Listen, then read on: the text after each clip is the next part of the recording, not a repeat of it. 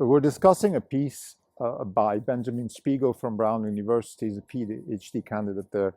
And the title is AGI is not multimodal. I believe it's a really nice piece. It captures some interesting questions and aspects of the bitter lesson, which is, in my opinion, the most important concept in intelligence, and in particular what pertains to AGI. The piece is also outlining some really important factors that we just recently discussed with the Fei-Fei Li World Lab company. It encompasses a lot of questions we had during ICRA, so it's very timely, and therefore, I believe it's a good step here to bring this piece and talk about it, and also publish it because publish our thoughts on it, of course. The links in the show notes about the piece. So the conclusion is, it's in the title, like multimodal models such as vision, action, language, vision, action models, or these types of things, large world models, they all have something in common that, or actually maybe large world models actually are solving the problem. Like I said in the Fei-Fei Li episode, I'm not quite clear what World Labs is doing, but maybe they are actually solving the problem. But what Benjamin is saying in this piece is that if you stick together different modalities, you're creating Frankenstein AI, because vision and language and action probably have some common modality, some common representation that needs to be captured, and that we need to find ways to train our AI to do that. And if we separate vision from language and action and also evaluate differently, then we are really not capturing what AGI should be representing, at least in principle. This is not even on podcast, it's June 6th, 2025. Here we're down 22%, the market's up 1.5%, we're underperforming by 23.5%. Just real quick about the markets. The reason we had quite a drawdown recently is because of the issues between Musk and Trump. They started fighting, literally fighting on Twitter with words about the budget and the bill. And I think our take on this is that overall what Musk is doing here is the right thing, because the bill is unacceptable. Musk has invested a lot of time, money, and reputation to fix the US government, and Trump ought to do better. I think it's a good thing that Musk is separating himself from the Trump sort of overall Trump White House, and isolating his position as he's neither pro-Trump nor against Trump. He's neither Democrat nor Republican. What he really wants is the US government to stop wasting money and to become more accountable for its actions, the US to be a competitive nation, to be competitive in space, to be competitive in EVs and autonomy. And that is his primary goal. And Trump ought to do better. He has made a lot of mistakes, in particular when it comes to the trade policy. In particular, also, let's say, not consulting Musk on trade was a big mistake. He also has not delivered on budget cuts. And he has made Doge actually pretty unsuccessful, and Doge always has been hinging on Trump supporting the effort. So that's our take on it. Just as a conclusion, we believe Musk will come out as a winner in this, because it is the right thing to do, and when you do the right thing, in the end, you will always prevail. Now back to this paper conversation. Again, multimodal AGI is not multimodal, by Benjamin Spiegel. I think it really captures the essence of the bitter lesson, and there is a big part of the paper which is discussing the concept of revisiting the bitter lesson and trying to explain, okay, what exactly did Richard Sutton mean when he spoke, when he wrote this essay? And here's our take on this. So the bitter lesson is explaining why it is important to understand the computational resources that are necessary to capture embodied intelligence. So embodied intelligence cannot be solved through task-specific or modal or both types of approaches. Embodied intelligence is best solved by harnessing computational resources and then applying them at scale. So what that means in practice is we have to find a way to represent concepts. We have to find a way to represent abstract concepts in spatial maneuvering.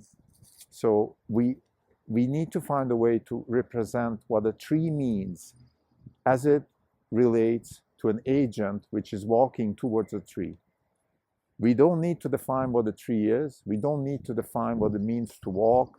We need to define the relationship between the tree and somebody walking towards that tree, and what it means to hit that tree, what it means to climb that tree, what it means to fall from that tree. That's a computational problem. And that's what the bitter lesson is saying, and that's what this essay is saying, is that we shouldn't be thinking of language and vision and actions as separate modalities and then somehow stitch them together. That gives us Frankenstein AI. We have to find a representation that weaves all of these modalities together. In fact, we should abstract from those modalities. We should try to find better ways to represent the relationship between space, objects, and agents. That's really the key of this paper. That's the fundamental analysis that this paper offers. There's one important part that particularly that I paid attention to, which is a citation of a paper called the hardware lottery. Now that's the concept that we have. Our success is always pertains on what kind of what kind of hardware we have. So the reason we succeeded with computer vision and then later on with transformers, and today we're succeeding with, increasingly succeeding with reinforcement learning, it's because we have the GPU technology of NVIDIA, and that's why also NVIDIA has gained so much in value, because the hardware was available, and arguably it was almost coincidental that NVIDIA stumbled over this because they were building hardware for graphics, and that just happened to be the right hardware also for AI, and that's why we were able to do it. So the hardware lottery is kind of saying that we have interesting research concepts, and sometimes we succeed, sometimes we don't, and that depends on the hardware available.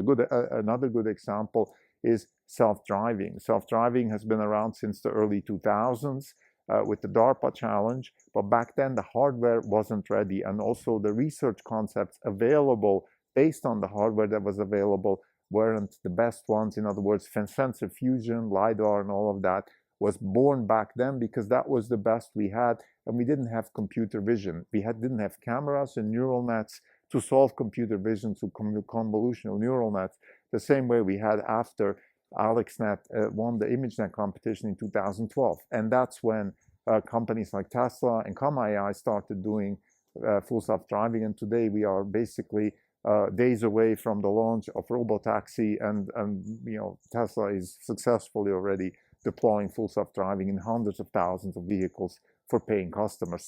So the full self-driving has been solved through the hardware available, and the research concepts are based on the hardware available. So that's a very important sort of concept that I think is worth mentioning. Also, as a corollary to that, there is the sensor lottery. Because the same way we depend on hardware, we also depend on sensors when it comes to embodied intelligence. Embodied intelligence is sensor in and then intelligence out. So depending on the sensors, we also define what the world model actually is that we're navigating in. So whether we use vision, whether we use what's the resolution, right? Do we use just vision, which is photons reflected on objects? Do we use atom-based granularity? Do we use inner atom granularity? Do we use magnetic information? Do we use electromagnetic information? The sensors available, do we use quantum sensors? The sensors available also define our algorithms and the way we navigate in the real world. So having said that, of course, that's kind of beyond the scope of this particular episode. whether it's hardware lottery or sensor lottery, I think we can say with confidence that as practitioners, as investors, as people who are interested in science and technology, and with us in the sort of cross section of science, technology, and entrepreneurship, we have to take certain things as given. For example, the fact that we have a certain hardware available right now, that is NVIDIA, that is also some of the dedicated hardware such as Dojo and the TPUs at Google and so on and so forth, that we have certain sensors available, for example, the cameras, and yes, they're getting better and they're changing, but overall, I think we're not using quantum sensors, we're not using certain types of resolutions that could be useful maybe in the future, but right now really are not the state of the art. So we're kind of working with a certain base stack, and then we have the research algorithms on top of it, which are now driven by the bitter lesson, which is again, we have scale, we have general models and scale, and the key to success is to find the right mathematical representations to combine all these modalities that are relevant for task execution. And the best way we can do this right now, to our best knowledge, is to use the NVIDIA level technology of very large, flexible parallelisms across different levels of the stack, whether it's the data parallelism, the pipeline parallelism, the model parallelism, all of these things. That's what has been successful so far. It's not the holy grail. It will change. We could have next step changes, maybe with quantum computing and things along those lines. But right now, that's where we stand.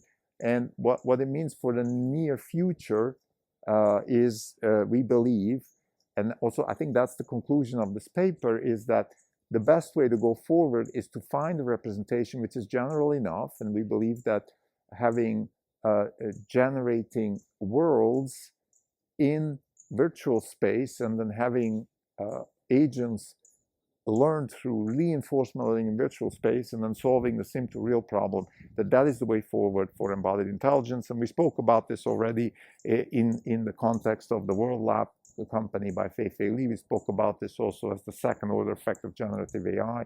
So we want to summarize this also under the umbrella of this paper, which is that we shouldn't be thinking task specific, we shouldn't be thinking modality specific. What we should be thinking is reward shaping. That is the programming language of robotics. Reward shaping means that how can we represent the interaction of a robot with the real world, and then how can we shape rewards so the robot ends up learning through self-play useful actions that can be translated into commercial products. That's really the key. That is the fundamental task of robotics. And what's encouraging for us here at Capital Partners is we're largely invested in NVIDIA and Tesla, is that particularly Tesla is actually going down that path with their Optimus robots. They're using reinforcement learning in virtual space and self-play as the key concept. Now, how exactly that's going to be done, how exactly we're going to see that executed, that unfortunately we don't know. There was a presentation just last week by one of the Optimus engineers at Stanford. We missed that one. We were still in Atlanta back then, but hopefully we'll hear more about that. But that's the key, and I think that's a nice way the circle closes here. So we have the second order effect of generative AI, which allows for world models in virtual space that allow us reinforcement learning, and then the sim to real solution, and then we have a massive the application of Jensen's law to robotics through the route of reinforcement learning and virtual worlds. Thank you.